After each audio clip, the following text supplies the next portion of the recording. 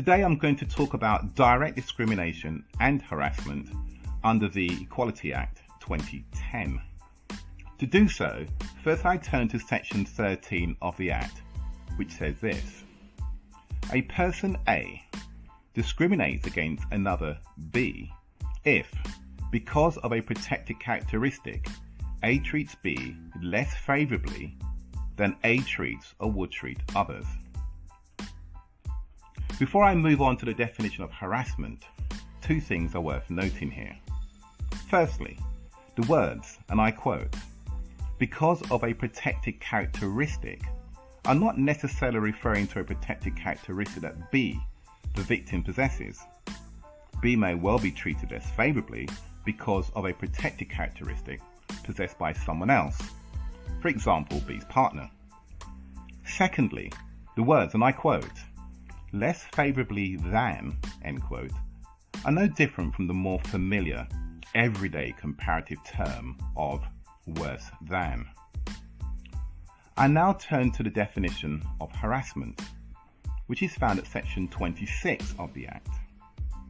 This says, a person A harasses another person B if A engages in unwanted conduct related to a relevant protected characteristic, and the conduct has the purpose or effect of violating B's dignity or creating an intimidating, hostile, degrading, humiliating or offensive environment for B. Now, the relevant protected characteristics are these: age, disability, gender reassignment, race, religion or belief, sex, and sexual orientation. The best way to describe how these work in practice is to use real characters. Let's use Adam, Brenda, Clive and Desiree, aka Team ABCD. Let's say Adam is the discriminator. Brenda is the victim, i.e. the one against whom Adam discriminates. Clive is a colleague. He is the actual comparator and the one to whom Adam's treatment of Brenda is compared. Then, last but not least, Desiree, who for now is simply the colleague of the three. Now, one day, Adam acted in such a way towards Brenda which could only be based on the protected characteristic sex.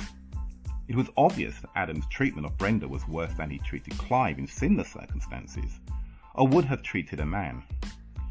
Immediately, Brenda recognised this to be less favourable treatment and associated it, quite rightly in my view, with direct discrimination because of the said protected characteristic. Now, in the meantime, Desiree hasn't done very much, but now was the time for her to take centre stage. The curtain was up and she was fuming at Adam's conduct. Unacceptable, she thought. Then she remembered attending one of my training sessions on harassment, only last year, during which, being attentive, as she was, and no doubt still is, sitting in the front row, she took comprehensive notes and recalled, which, to her delight, was still in her pocket. She took out the notes and discovered that Adams had engaged in unwanted conduct related to, as she perused the list fastidiously, a relevant protected characteristic being sex. But that wasn't all. She checked further and noted that Adam's conduct had the purpose or effect of violating her dignity or creating an intimidating, hostile, degrading, humiliating or offensive environment for her. It then dawned on her that she was not only fuming, but she had been harassed, and raised a complaint of harassment, which in my view was entirely meritorious.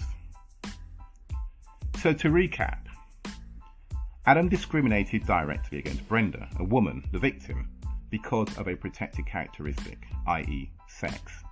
Clive, a man, was a comparator against which Adam's treatment of Brenda was compared. Desiree is also a victim because Adam's conduct, which was unwanted by her, amounted to harassment, so she wasn't happy either. You know, workplace bullying is real, and it's exhausting. It's not just the whispers or the snide comments. It's the constant feeling of dread. We often think it's just part of the job, but it doesn't have to be. We deserve respect, support, and a safe environment to thrive. If you feel you have been bullied or harassed, you may raise a grievance on those grounds. Now, this is where the two run in parallel, but only to a point. An employee can present a claim of harassment to the employment tribunal while still employed by their employer. However, as bullying is not a standalone claim, a bullied employee cannot do the same in respect of bullying alone. If an employee has been bullied, they can resign and claim constructive wrongful dismissal. However, with exceptions, they can also only bring a claim for constructive unfair dismissal if they have worked continuously for their employer for a stipulated period, which is currently 2 years. It should be noted that an harassed employee can also resign because of their harassment and bring a claim in the employment tribunal.